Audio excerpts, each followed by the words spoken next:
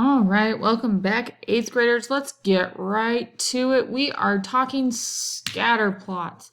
So in this one, we're going to construct and interpret, and then in our next lesson, we're going to talk about how we can use that to predict. So moving right along.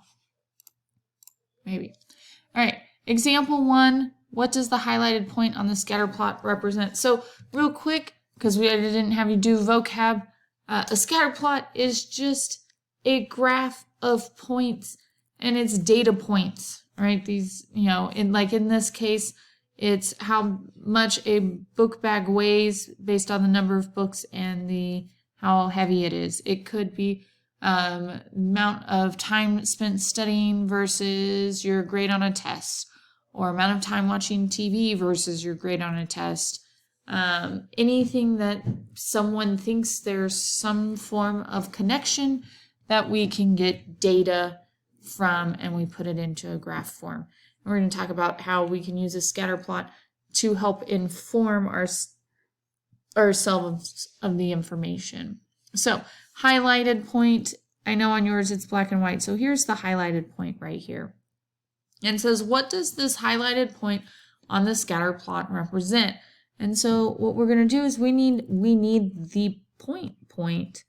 So our x value is 5 and our y value is 6. So we have the point 5 comma 6. And what does it represent? It's stating that a bag, I know that's an awkward looking A, but it is what it is. A bag with 5 books weighs, and then we have the 6 pounds. All right, that's what that means. A bag with 5 books weighs 6 pounds. Done. That easy. All right, but that's what we're doing with when you're asked to describe a point on a scatter plot, you look at the point, and then you just put your labels with it. So, I knew that X was books and Y was pounds. And so I just added my labels. That's it. That's why labels are important on graphs. All right, example 2, the scatter plot shows the ages and sleep times of several people. Use the scatter plot to classify each statement as true or false. So we're just going to go through each of these. 2 people slept for 7 hours. So sleep in hours. We want to go where 7 is. 7 is here, right? There were 2 people who slept for 7 hours.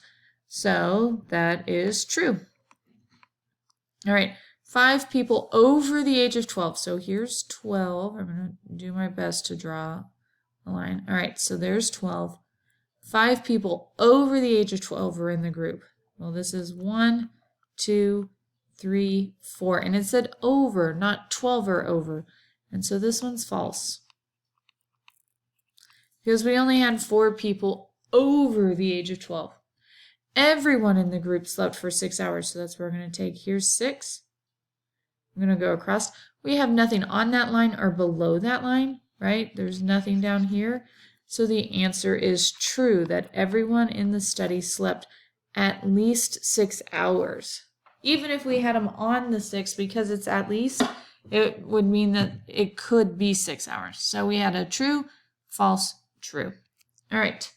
Last example for this video, because this is about using scatter plots, and this one's going to be creating a scatter plot. So a scuba diver wears wetsuits to maintain a comfortable body temperature as they dive. The table shows the temperature of the water and the thickness of the comfortable wetsuit.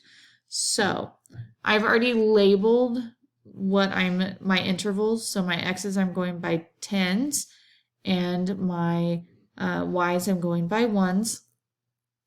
And then from here I'm just graphing.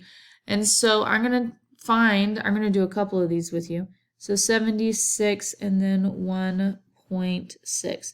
So that's where my point is going to go. And then I'm going to go to 69 and up to 1, 2, 3. So there's my 69, 3. My 64, 5, 1, 2, 3, 4, 5, about halfway. And so I'm going to keep doing this. You don't need to watch me graph the points. Know that the points that I'm graphing are my X, comma, my Y. And I will be right back with the finished graph.